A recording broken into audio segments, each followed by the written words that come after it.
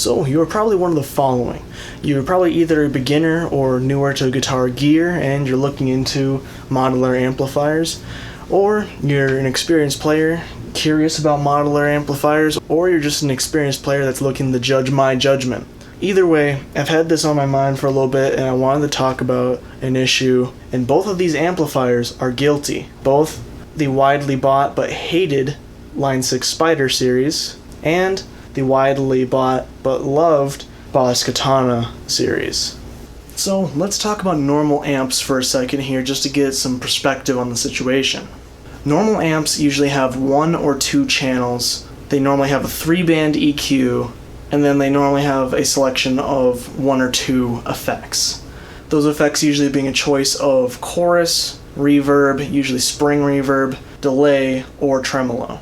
And then nicer amps that are normal amps, they either give you, or you can purchase separately for a usually low cost, a little Footswitch that will allow you to switch between your 2 channels and turn on and off your 1 or 2 effects.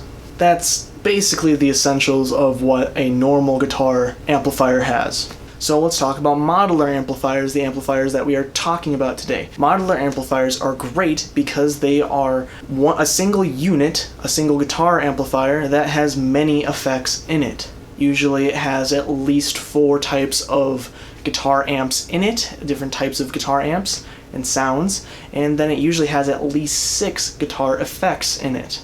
And then usually these more modern ones have many, many more. At least the effects, maybe not the guitar amps.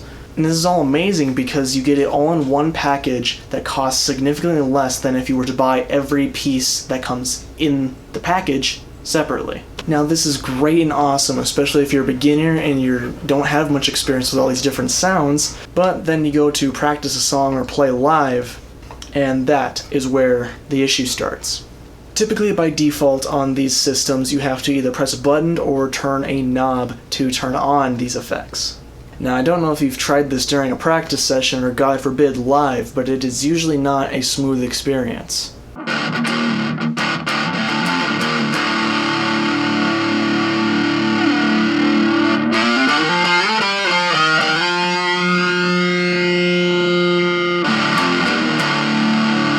Especially with the Spider 4 here. For some reason, they have chosen to group together some similar effects on the same knob. So, in order to get to, let's say, reverb over here, you have to turn the knob all the way, and if you want it on a specific level, let's say on the middle section, which is tape echo, if you want it on a specific spot, you have to get really good at putting it in that spot, and then taking it off if you want to turn it off again. Additionally, they kind of group some weirder effects together. Like they put 2 types of delay, I assume that's what echo is, but I don't know what sweep echo is. Normally you'd think that would be like a stereo effect, but there's only 1 speaker, especially for being the 15 watt version. And then here they have chorus and flange put on 1 setting, kind of combined together, and then they have phaser, which those are all very similar, and then to top it all off, tremolo. What? But yeah, trying to turn on those effects with the knob during a song, not great. It's also controlled with knobs here on the Katana, which I'm sitting on. It's a little more simple, but still, knobs are not the greatest way to try and turn something on and off in general. Now, for people who are more experienced, they will be sitting there probably screaming at their computer, "Hey, dumbass." There are foot controllers for this. You are correct. However, I will now go into the details. The details is where these start to become a problem. Now, it's going to be hard for me to make an argument here because I think it's kind of like a boring subject unless you really care about it. And this has been really annoying me. So please try and work with me here. So the first issue is just simply the price of these advanced foot switchers. There is a decent selection of modular amps, so this is kind of a generalization, but most of them are expensive. The only ones that I have seen that are not super expensive are the Fender Mustang amp style, or amp. I kind of hate Fender's naming scheme because they named a million different things Fender Mustang. There's the shape of the guitar, there's the amplifier, there's the headphone amplifier, and then I think there might be some other stuff as well. But there's the Mustang modular multi-amplifiers, and their foot switcher is fairly affordable at like $65 or something, and it seems like it's pretty capable as well. But for the most part, every other one is pretty expensive. It's decently expensive. It's a notable added cost. And you could go with a more simple foot switch unit, but typically it will only be able to go left and right on your selection of your channels and nothing else. It'll lose majority of its functionality. So to actually address the price, it varies from brand to brand, like I've said, but some brands are nice enough to include the switch, but typically not usually. Whether it be because they want to keep the initial cost of actually buying the amp lower, or that they just weren't that nice. There could be many different reasons. So to have a specific example, we're going to focus mainly on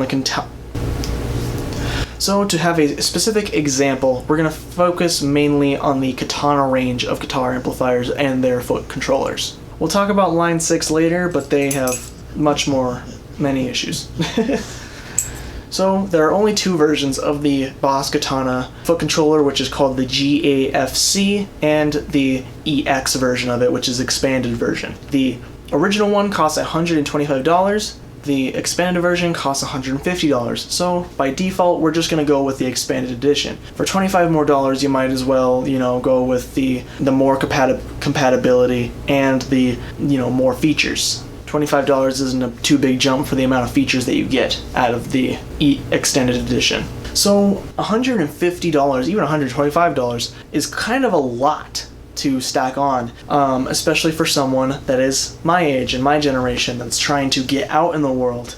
I am coming up on 22 years old, and I'm still living with my parents because I don't want to get stuck in an endless cycle of a minimum wage job and then paying for rent on a overpriced apartment that looked like it was a crack den for the previous tenants. But if you compare the foot switcher's cost to buying individual pedals, it kind of equals out, because if you're looking at even a few pedals that are name brand, buying individual pedals can add up quickly.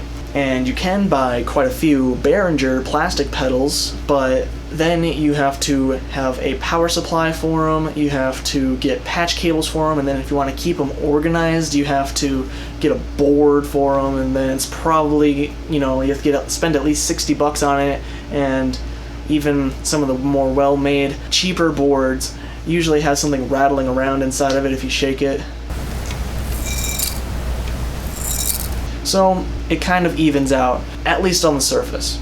Unfortunately, the cost of the actual foot pedal switcher is not the only addition, because usually with a lot of these things there are limitations. So if you go with the lowest barrier to entry with the Katana range, I have the Boss Katana Mark II, but they came out with the version 3s, so they're probably going to phase out the Mark IIs, and we're going to use the version 3s for the easiest explanations and representations. And I did say Mark II and version 3 differently on purpose.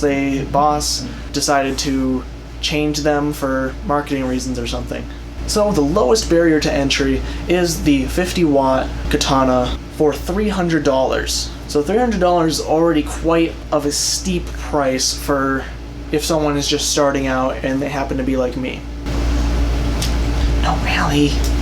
My big dog just bumped my camera stand, so I don't know if it's going to be a little bit different. But yeah, $300 is quite steep, and unfortunately, it does not support the GAFC. It does have capabilities for an expression pedal, and it has capability or you can do both. It has a capability for a simple foot switch to either switch through the channels or activate your booster that can be selected digitally through the amplifier. But no GAFC compatibility to get the full range of what the amplifier can actually do. So to me, it seems like a lot of that 300 is kind of wasted because it has all these effects, but because it's kind of deciding where the cost is coming from. Because I know a lot of the cost is the actual construction. That's why guitar cabinets cost as much, if not more, than combo amplifiers. But yeah, there's a lot going to waste if you don't have these foot switches. So the lowest barrier to entry, if you actually want to use the Footswitch, is the 50 watt EX expanded, which then you'll have to spend $350. So it doesn't cost as much as I originally anticipated. It used to be more of an issue before the third version came out. When it was only the second version, for majority of its life cycle, there was no 50EX there. So you would have to buy the 100 watt at minimum just to be able to use the foot controller and get full use of the actual amplifier. And when the 50EX did come out much later in the life cycle, it wasn't even that much of a discount compared to the 100 watt. The only advantages are that you can use the GAFC in the smaller, enclosure size, and you don't really actually need 100 watts in majority of the situations. You just simply could. My main point here is that you're actually spending much more on the Footswitch because you can't use the Footswitch on the lowest barrier to entry. If you want to actually fully use the amplifier, you have to spend up more to be able to buy, to have the option, the privilege to buy the expanded the Footswitcher. The next issue is compatibility between the same brand. Majority of modular amps don't have an issue with compatibility simply because for the longest time people thought that modeling amplifiers were horrible, they hated the sound, and they wanted nothing to do with it. So many brands don't even have many generations of these modular amplifiers and even fewer innovations on them. But as everyone knows, time went on, technology evolved, and they got more popular. The Boss Katana, for instance, only has extremely minor compatibility issues with the GAFC, and that's because the GAFC original, it was designed for the first generation of Boss Katanas. The GAFC EX has a few extra features that are helpful for the Boss Katana Mark II and version 3, and has some features that are just simply not possible on the first version. As well as I don't think that there are some advanced features that might be on the GAFC that only work with the Boss Katana version 1, and they don't work on the going forwards into the Mark II. For some reason it only works as a channel switcher. I don't know that for sure, but that's just something that I remembered right now. It's not even on my little script that I have here. So there aren't many issues for majority of brands. However, Line 6, that's a whole nother story. Line 6 and Boss, but more accurately Boss's umbrella company Roland, they have both been trailblazers in the line of digital amplifier and modulation making. But Line 6 is more... Roland was working on the Cube line of guitar amplifiers, but Line 6 is more well known because they've made a lot more of different versions, and it's kind of mainly what they do. However, just because they have all this history, their history is not very helpful to them. Their reputation is not good throughout history, and unfortunately, when their reputation was not great and people didn't like these amplifiers, Line 6 was kind of desperately looking for what people like and what they want or are willing to use. So there wasn't really a proper standard back then, and they kept coming out with new ideas, and they had to make a new product to support those ideas. So unfortunately, there is a long list of Line 6 foot controllers that has a list of what they are compatible with and what they are not, supposedly. There are many different foot controllers with similar capabilities, but work with different machines. Some work with some work with others. Some work with amplifiers, but they don't work the way that you want them. And then some others just don't really work at all. Some might be considered dead stock, I don't know. There are just too many amps, and then there's still a long list of foot switches compared to the amps. So, for the best explanation, let's use my amp as the example. Again, the Line 6 Spider 4, 15 watts typically. This is because I have done the most research trying to figure this out.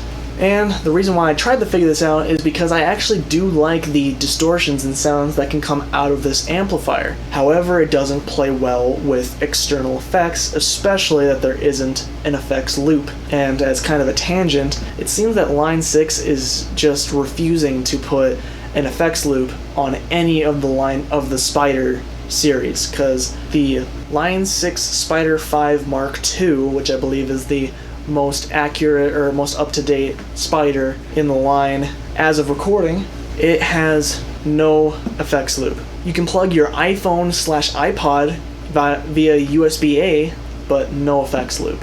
My guess is that this is because they want you to buy the foot controller, which in this case, the most up-to-date one is the FBV3, which costs $300. That is almost double the baseline price of the lowest end Line 6 Spider 5 Mark II, and that amp can't even support the Footswitch.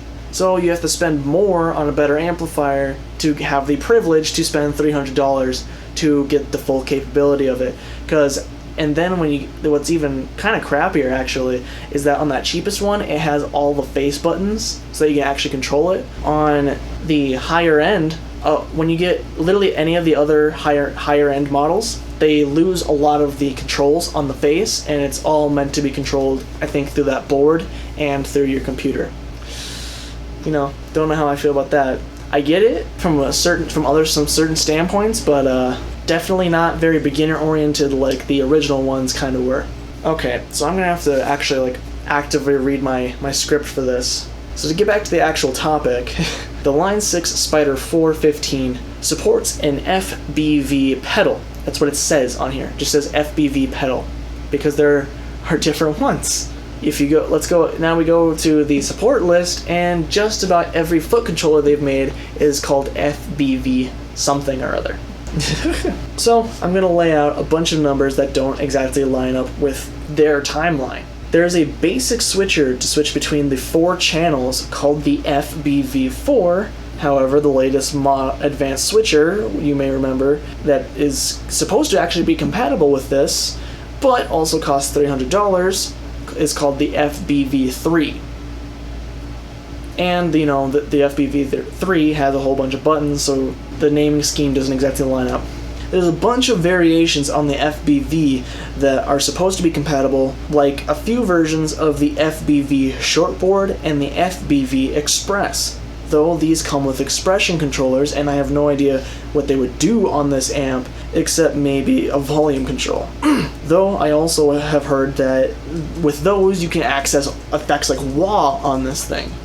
But that doesn't even, the complications don't even end here, because I read somewhere that the shortboard Mark I doesn't actually work well with this, despite it saying that it's compatible on the compatibility list. The shortboard has a bunch of buttons, but it still can only act as a channel switcher for the 4 different channels on here. So in reality, you actually have to go with the shortboard Mark II or newer to get the full compatibility with the Spider 4 line. So you see how this is a hassle, right?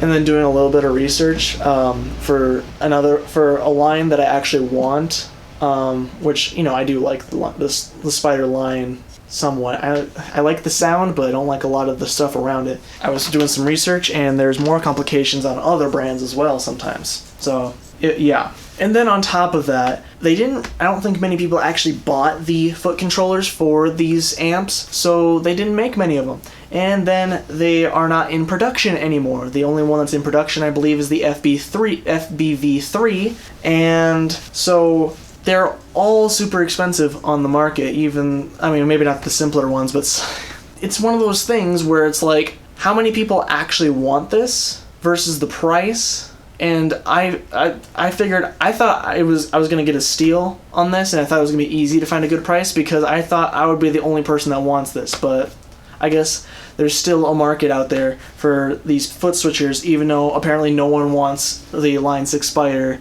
amps, and no one likes them, and no one wants the foot switches. But they're still expensive, because I guess they're rare. But sometimes things are rare, and they're sold for cheap. There's no rhyme or reason.